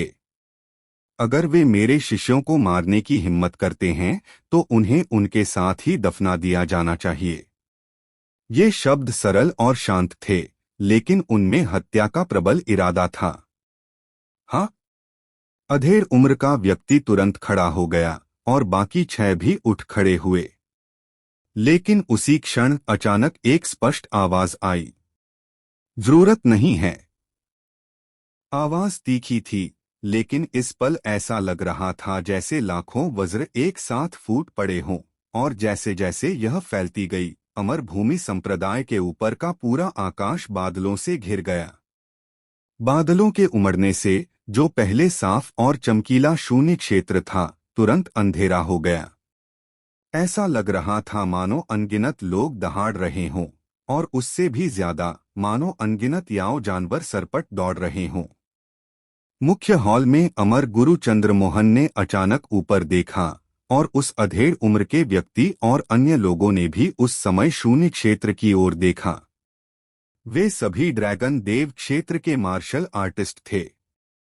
जैसे ही उन्होंने ऊपर देखा, उनकी निगाहें हॉल से गुजरी और उन्होंने आकाश में उमड़ते बादलों के बीच से एक आकृति को निकलते देखा। यह आकृति सुंदर थी, असाधारण रूप से सुंदर नहीं, लेकिन इस समय उसके आभामंडल के कारण वह अत्यंत शुद्ध और सुरुचिपूर्ण स्वभाव का परिचय दे रही थी। यह दिव्या थी। दिव्या के पैरों के नीचे उसने एक उड़ती हुई तलवार पर कदम रखा। उड़ती हुई तलवार सुनहरे पीले रंग से भरी हुई थी और वह किसी स्वर्ण श्रेणी के हथियार जैसी लग रही थी, जबकि वास्तव में वह सचमुच एक स्वर्ण श्रेणी का हथियार ही था। वह कलाकृति शोधन नहीं कर सकती थी और देव के जाने के बाद से वह पवित्र पुत्र सुमेरु वलय में रह रही थी। कलाकृति शोधन करने वाला कोई न होने और संसाधनों के अभाव में वह स्वर्णकोर चरण के शिखर पर पहुंच गई थी, लेकिन फिर भी केवल स्वर्ण श्रेणी के हथियार का ही उपयोग कर सकती थी। हालांकि यह हथियार हमेशा उसकी सच्ची क्यूई द्वारा पोषित होता रहा था, इसलिए हालांकि इसकी सतह स्वर्ण श्रेणी की थी, लेकिन इसकी समग्र तीक्ष्णता स्वर्ण श्रेणी के हथियार से भी आगे निकल चुकी थी। जैसे ही दिव्या ने नीचे देखा, उसकी नजर अमर गुरु चंद्रमोहन और अन्य लोगों की नजरों से टकराई। उसने एक कदम आगे बढ़ाया और मंथन करते बादल अचानक अलग हो गए, जिससे एक बादल का समूह बन गया जो दिव्या के पैरों के नीचे तैरने लगा। उसी समय सुनहरी पीली लंबी तलवार उड़ी और दिव्या ने उसे पकड़ लिया। दिव्या ने लंबी तलवार पकड़ी और उसे सीधे अमर भूमि संप्रदाय की ओर तान दिया। फीनिक्स संप्रदाय, तारों वाले आकाश के दिव्य रक्षक सेनापति दिव्या, संप्रदाय गुरु के आदेश से अमर भूमि संप्रदाय में एक भव्य उपहार लौटाने आए हैं। यह ध्वनि इतनी जोरदार थी कि बादल उमड़ पड़े। दिव्या के पीछे खुले मुंह वाला एक विशाल ड्रैगन नीचे की ओर देखता हुआ प्रकट हुआ। यह दृश्य अत्यंत आश्चर्यजनक था और इसका एक शक्तिशाली दृश्य प्रभाव भी था। उसी क्षण अमर भूमि संप्रदाय के सभी शिष्य, चाहे वे साधना कर रहे हों या एकांत में, चौंक कर जाग गए। उन्होंने अपनी निगाहें उठाईं और शून्य लोक की ओर देखा। हम उसी समय एक ठंडी खर्राटों की आवाज सुनाई दी। ठंडी खर्राटों के साथ एक आकृति सीधे अमर भूमि संप्रदाय से उड़कर शून्य लोक में पहुंची और दिव्या के सामने खड़ी हो गई। यह आकृति एक बूढ़ा आदमी था, लेकिन अमर गुरु चंद्रमोहन नहीं, बल्कि अमर भूमि संप्रदाय का एक बुजुर्ग। यह बूढ़ा आदमी अमर भूमि संप्रदाय का बुजुर्ग अम्बेश है। बुजुर्ग ने दिव्या को ठंडी निगाहों से देखा और ठंडी आवाज में कहा, यह जगह अमर भूमि संप्रदाय का स्टेशन है, एक 7वीं श्रेणी का संप्रदाय। तुम एक 8वीं श्रेणी के मामूली आदमी इतनी बेतहाशा भौंकने की हिम्मत कैसे कर रहे हो? अम्बेश। दिव्या की खूबसूरत आंखें सिकुड़ गईं और उसने व्यंग्यात्मक लहजे में कहा, वाकई तुम्हारे माता पिता ने तुम्हारा यह नाम इसलिए रखा है। मुझे लगता है कि तुम एक बदबूदार ऑक्टोपस जैसे दिखते हो। बेशर्म। बूढ़ा आदमी ठंडी आवाज में चिल्लाया और उसकी आकृति सीधे बाहर निकल आई। वह दिव्या के शरीर पर मार्शल आर्टिस्ट साधना का आभास कर सकता था, लेकिन वह मार्शल आर्टिस्ट साधना तो बस ड्रैगन रक्त क्षेत्र थी, उसकी अपनी दुनिया से बिल्कुल अलग। वह उड़ सकती थी, इसका कारण शायद वह तथाकथित उड़ती तलवार ही थी। अम्बेश, जो अपनी ड्रैगन देव क्षेत्र साधना में विश्वास रखता था, उसे विश्वास था कि दिव्या के पास चाहे कितनी भी चालें क्यों न हो, वह उसे आसानी से कुचल सकता है। फुसफुसाहट। उसकी आकृति टिमटिमाई और ड्रैगन देव क्षेत्र प्रारंभिक अवस्था का दबाव उसी क्षण फूट पड़ा। दबाव एक धार की तरह था जो आकाश में फैल रहा था और सीधे दिव्या की ओर दबाव डाल रहा था। सिर्फ तुम। दिव्या की आंखें ठंडी हो गईं। उसके आने पर जोर देने के 2 कारण थे। पहला, वह अपनी वर्तमान शक्ति का परीक्षण करना चाहती थी। दूसरा, वह बदला लेना चाहती थी। संप्रदाय गुरु ने जो कहा वह बिल्कुल सच है। यह ड्रैगन गॉड दायरे का प्रारंभिक चरण का दबाव मेरे लिए बिल्कुल भी अस्तित्वहीन है। वास्तव में अगर मैं चाहता तो एक ही विचार से मैं उसके दबाव को पूरी तरह से खत्म कर सकता था और उसके दिमाग को नुकसान पहुंचा सकता था। दिव्या ने मन ही मन सोचा, फिर उसकी आंखें चमक उठीं और उसके गोल्डन कोर स्टेज का दबाव अचानक बाहर निकल आया। धमाका। इस दबाव के उठते ही अंतरिक्ष तुरंत बिखर गया। उसके पीछे बादलों से बना लंबा ड्रैगन इस क्षण चेतना प्राप्त करता हुआ प्रतीत हुआ। जैसे ही दबाव उसमें विलीन हुआ, वह अचानक आकाश की ओर दहाड़ा, अपना विशाल मुंह खोला और अम्बेश को सीधे निगल गया। उसकी गति अत्यधिक थी। अम्बेश का चेहरा थोड़ा बदल गया और जैसे ही उसका शरीर टिमटिमाया, वह लंबे ड्रैगन की गति का मुकाबला नहीं कर सका और एक ही घूंट में निगल गया। बाहर निकलो। जैसे ही उसे निगला गया, अम्बेश ने राहत की सांस ली, क्योंकि इस लंबे ड्रैगन से उसे केवल आश्चर्यजनक दबाव महसूस हुआ, लेकिन कोई जानलेवा खतरा नहीं दिखाई दिया। इसी क्षण एक उग्र चीख के साथ उसने अपनी हथेली घुमाई और एक गहरे काले रंग का लंबा कृपाण प्रकट हुआ। उसने लंबी कृपाण पर वार किया और कृपाण की एक चमक तुरंत प्रकट हुई, जिसने बादलों से बने इस लंबे ड्रैगन में एक दरार डाल दी। लेकिन ठीक इसी समय, जब अम्बेश घमंडी महसूस कर रहा था और फिर से बोलने ही वाला था, उसके शरीर के रोंगटे खड़े हो गए और उसकी आंखें चौड़ी हो गईं। उसने एक सुनहरी रोशनी देखी जो चमकते सूरज की तरह उस दरार के बाहर से सीधे उसके सिर की ओर गिर रही थी, जिसे उसने अभी-अभी चीरा था। जैसे ही वह पास आई, अम्बेश ने आखिरकार साफ देखा यह सुनहरी रोशनी। दिव्या की लंबी तलवार थी। तुम्हें लगता है कि तुम सिर्फ अपने स्वर्णिम हथियार से इस बूढ़े को चोट पहुंचा सकते हो? अम्बेश जोर से चिल्लाया। हालांकि उसने ऐसा कहा था, लेकिन वह मन ही मन सावधान था। जैसे ही उसने अपनी हथेलियां हिलाईं, उसने लगातार 3 वार किए।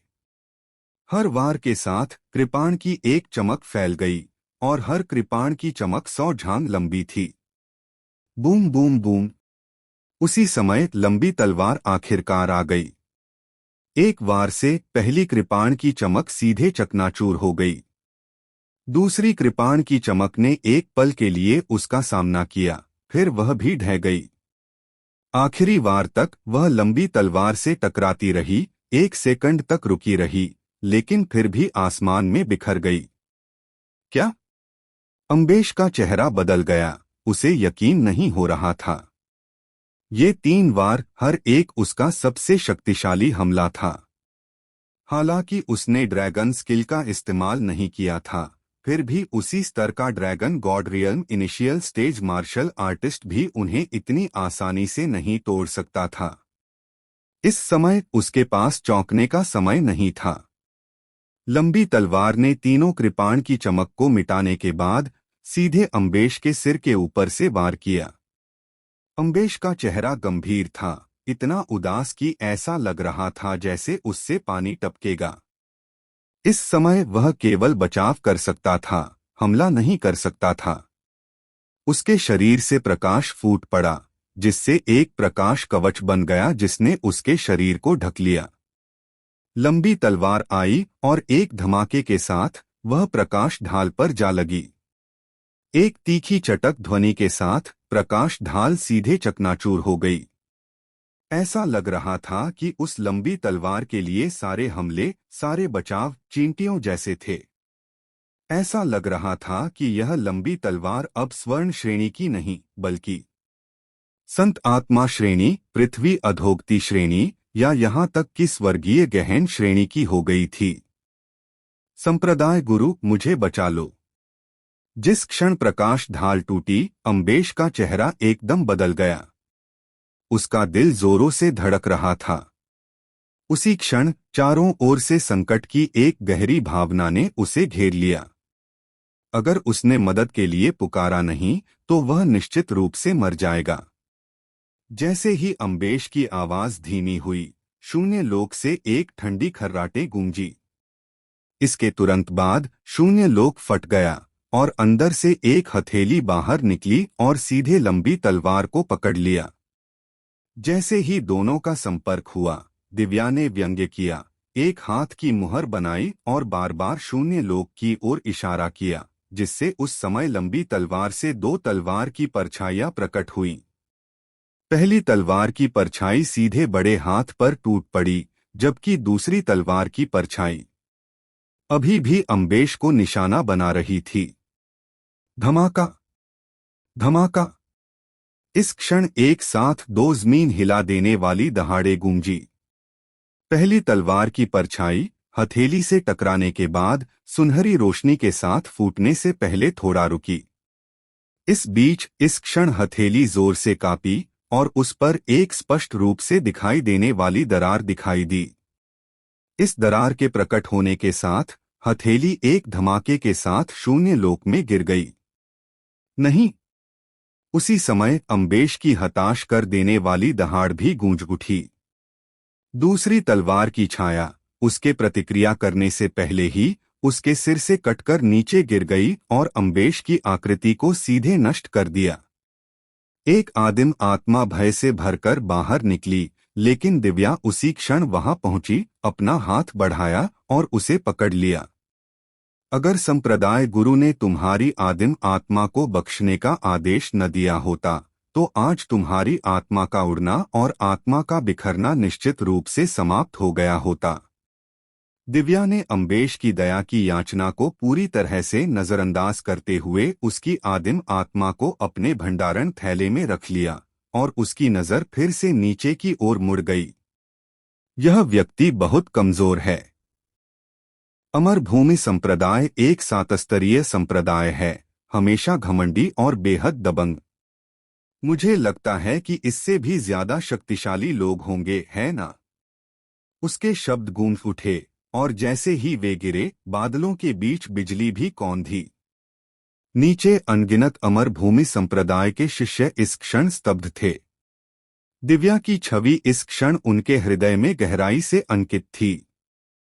एक काले बादल की तरह, जिसे जीवन भर मिटाना असंभव था।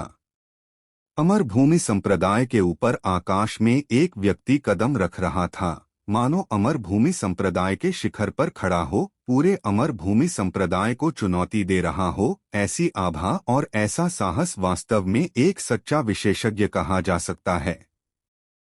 भव्य हॉल के अंदर अधेड़ उम्र के व्यक्ति अन्वेष के चेहरे पर एक गंभीर भाव था और उसने अमर गुरु चंद्रमोहन की ओर अपनी मुट्ठियां बांधते हुए कहा, गुरु, शिष्य इस महिला से लड़ने और उसे मार डालने का अनुरोध करता है। जाओ। अमर गुरु चंद्रमोहन ने थोड़ा सिर हिलाया, फिर बाकी 6 लोगों की ओर देखा और कहा, तुम सब भी साथ चलो। गुरु के लिए आत्मा शोधन महारचना का प्रयोग करके इस स्त्री को परिष्कृत करो। हाँ। बाकी 6 लोगों ने एक साथ सिर हिलाया और अन्वेष के साथ सीधे हॉल से बाहर निकलकर शून्य लोक की ओर चल पड़े। उनके आकृतियों के पहुंचने से पहले एक मूंछ फैली जो 1000 झांग लंबी हो गई और सीधे दिव्या की ओर बढ़ी। दिव्या की आंखें चमक उठीं, बिना उंगली हिलाए लंबी तलवार तुरंत क्षैतिज रूप से फैल गई। फाड़! एक वार से मूंछ सीधे टूट गई। अभी भी बहुत कमजोर है। दिव्या ने अपना सिर हिलाया। इस समय उसने अपनी ताकत का मोटा मोटा अंदाजा लगा लिया था। फुसफुस फुसफुस। इस समय 7 आकृतियां आकाश में ऊपर उठीं, दिव्या के सामने खड़ी थीं। ये वरिष्ठ भाई अन्वेष और बाकी लोग हैं। वरिष्ठ भाई अन्वेष और बाकी लोगों के आगे बढ़ने के साथ और साथ ही पौराणिक आत्मा शोधन महाविधान के साथ इस महिला को निश्चित रूप से मृत्यु तक परिष्कृत किया जाएगा। यह महिला अविश्वसनीय रूप से साहसी है। मेरे अमर भूमि संप्रदाय को भड़काने की हिम्मत कर रही है। वह सचमुच मृत्यु की इच्छा रखती है। नीचे अमर भूमि संप्रदाय के शिष्यों ने ऊपर देखा और जैसे ही उनमें से प्रत्येक ने अन्वेष और बाकी लोगों को देखा, उनके भीतर आशा जगी। हालांकि दिव्या ने अन्वेष को मार डाला था, लेकिन उन्हें विश्वास नहीं था कि दिव्या पूरे अमर भूमि संप्रदाय को चुनौती देने के योग्य है। आखिरकार अन्वेष तो अमर भूमि संप्रदाय का एक बुजुर्ग मात्र था। क्या यह कोई मानव तरंग रणनीति है? दिव्या ने अपने सामने खड़े 7 लोगों की ओर देखा और मंद मंद मुस्कुराई। बोलते हुए उसने दोनों हाथों से एक हाथ की मुहर बनाई और अचानक उन्हें लहराया। उसके पीछे खड़ा बादल ड्रैगन तुरंत दहाड़ उठा और सीधे उन 7 लोगों की ओर झपटा। इस बार लंबे ड्रैगन की सतह पर सुनहरी रोशनी दिखाई दी, अन्वेष को निगलते समय के विपरीत, जहां शक्ति में कोई उतार चढ़ाव नहीं था। जैसे जैसे वह आगे बढ़ा, उसकी विशाल पूंछ क्षैतिज रूप से घूमी, जिससे उस समय शून्य क्षेत्र में एक बड़ी दरार पड़ गई और एक अंधकारमय प्रक्षेप पथ फैल गया। आत्मा को परिष्कृत करने वाले महारूप को सक्रिय करो। अन्वेष अचानक दहाड़ा और उसके बगल में खड़े 6 लोग उसी क्षण पालथी मारकर बैठ गए, जिससे सफेद रोशनी निकली और 7 लोगों की आभा एक साथ जुड़ गई। उस आभा से ड्रैगन देव लोक के अंतिम चरण का एक उतार चढ़ाव वास्तव में प्रकट हुआ। आत्मा शोधन महारचना। तुम्हारे स्वरूप के साथ क्या इसे महारचना भी कहा जा सकता है? यह तो महारचना शब्दों का अपमान है। दिव्या ने ठंडी सांस ली। उसने देव के हाथों में अनगिनत महारचनाएं देखी थीं, खासकर अब 9 बादलों की अमर माया सरणी के साथ, जो उस समय फीनिक्स संप्रदाय के ऊपर तैनात थी। 9 बादलों की अमर माया सरणी की तुलना में यह तथाकथित आत्मा शोधन महारचना पूरी तरह से बकवास थी। भनभनाहट।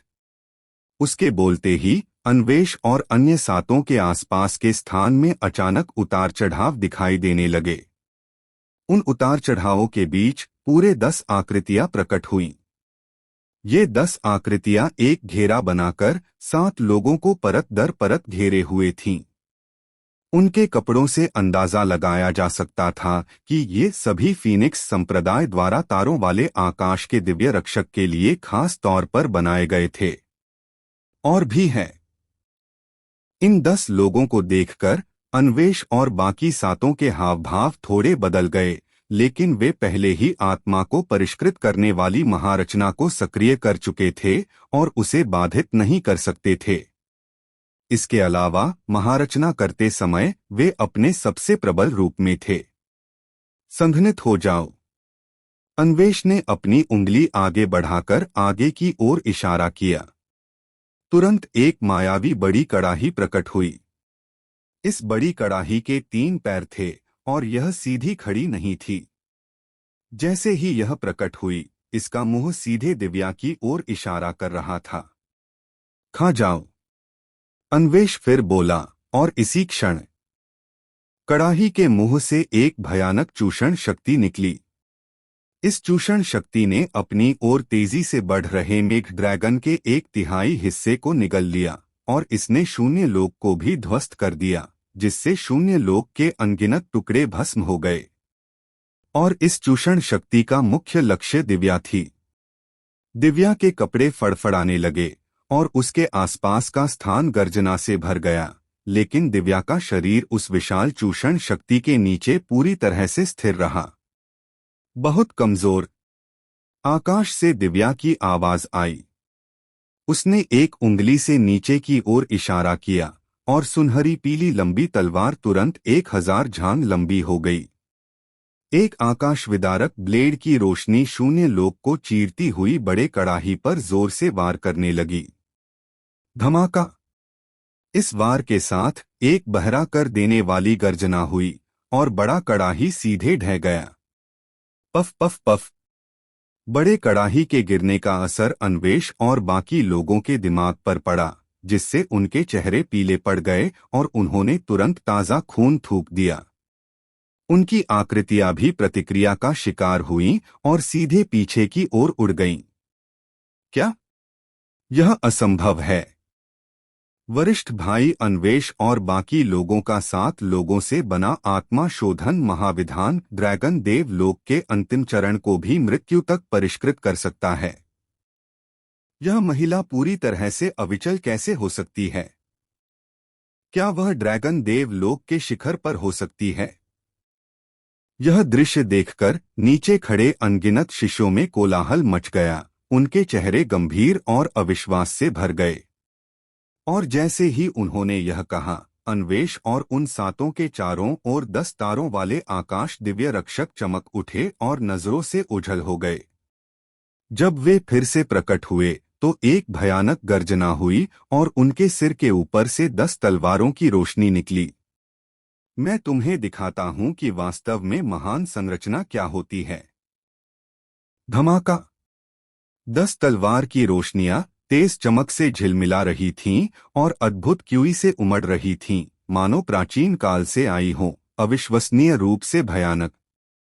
इसके अलावा अन्वेष और अन्य लोगों ने वास्तव में उनसे एक जुड़ाव की अनुभूति महसूस की, एक ऐसा जुड़ाव जो उनके तथाकथित आध्यात्मिक जुड़ाव से भी ज्यादा सामंजस्यपूर्ण था। ऐसा लग रहा था मानो इन 10 लोगों ने इस स्वरूप की हजारों हजार बार साधना की हो, एक ही विचार से पूर्ण मौन सहमति प्राप्त कर ली हो। इन तलवार की रोशनियों में से एक को तोड़ने के लिए सभी 10 को पूरी तरह से तोड़ना पड़ता था। पहले इस व्यक्ति को मार डालो। दिव्या की ठंडी चीख निकली। उसकी पतली जेड उंगली सीधे अन्वेष की ओर इशारा कर रही थी। जो कील बाहर निकली होती है उसे ठोक दिया जाता है। जिस क्षण से अन्वेष और अन्य लोग प्रकट हुए, वह हमेशा उनका नेता रहा था और उसकी साधना 7 में सबसे ऊंची थी। दिव्या का निशाना स्वाभाविक रूप से सबसे पहले अन्वेष पर पड़ा। मानो दिव्या के शब्द सुनकर 10 तलवार की रोशनियां उसी क्षण दिशा बदल गईं झिलमिला उठीं और जब वे फिर से प्रकट हुईं तो वे अन्वेष के सिर के ऊपर थीं। अन्वेष के हाव भाव एकदम बदल गए। उन तलवार की रोशनियों से वह एक जबरदस्त हत्या की मंशा महसूस कर सकता था। इसके अलावा इस हत्या की मंशा के नीचे एक अवर्णनीय रूप से भयानक तीक्ष्णता छिपी थी, मानो इन तलवार की रोशनियों का अवतरण आकाश और पृथ्वी को चीरकर आकाश को चीर देगा। धमाका! तलवार की रोशनियां शून्य क्षेत्र को चीरती हुई एक भंवर में बदल गईं, जो एक दम घोंटने वाली संरचना में बदल गई। अन्वेष की ड्रैगन देव क्षेत्र मध्य चरण साधना इसी क्षण पूरी तरह से प्रस्फुटित हो गई। बचाव करते समय उसके हाथ में पकड़ी हुई चाबुक लगातार कंपन कर रही थी और अनगिनत धूल के धागे फैल गए। हालांकि जैसे ही ये धूल के धागे प्रकट हुए, वे तलवार की रोशनी से सीधे टुकड़े टुकड़े हो गए। ठीक उसी क्षण तलवार की रोशनी उतरी, अन्वेष के शरीर को ढकते हुए चमकती हुई गुजर गई। जब तलवार की रोशनी फिर से प्रकट हुई तो अन्वेष का शरीर वहां नहीं था। दिव्या के हाथ में किसी अज्ञात क्षण एक और आदि आत्मा प्रकट हुई थी। यह अन्वेष की ही आदि आत्मा थी। यह दृश्य देखकर अमर भूमि संप्रदाय के शिष्य पूरी तरह से स्तब्ध रह गए। उन्होंने गहरी सांस ली, उनके चेहरे भय से भर गए। वह वरिष्ठ भाई जो उनकी नजर में हमेशा एक महान गुरु, एक विलक्षण व्यक्ति और उनका आदर्श रहा था, ऐसे ही मर गया। उन्हें फिर से मार डालो। शेष 6 लोगों को प्रतिक्रिया करने या मदद के लिए पुकारने का समय दिए बिना दिव्या ने ठंडे भाव से कहा। 10 आकृतियां प्रकट हुईं, एक व्यक्ति, एक तलवार सीधे वार करते हुए।